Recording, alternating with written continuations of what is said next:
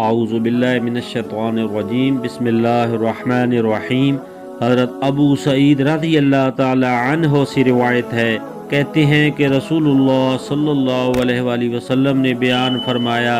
کہ جنتی جب جنت میں جائیں گے اور وہاں کی نعمتیں ان کو عطا ہو جائیں گی تو اللہ تعالیٰ ان کو مخاطب کر کے فرمائیں گے کہ اے اہل جنت، وہ عرض کریں گے اے ہمارے رب، ہم حاضر ہیں آپ کی بارگاہ اقدس میں، اور ساری خیر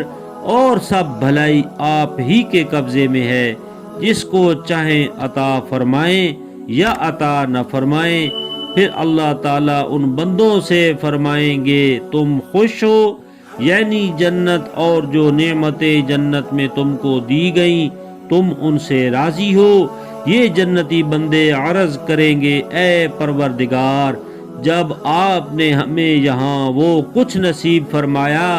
جو اپنی کسی مخلوق کو نہیں دیا تھا، یعنی آپ کی بخشش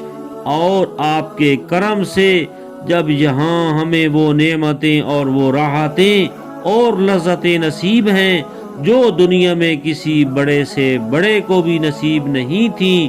تو ہم کیوں راضی اور خوش نہ ہوں گے؟ اس کے بعد اللہ تعالیٰ فرمائیں گے کیا میں تمہیں اس سب سے اعلیٰ و افضل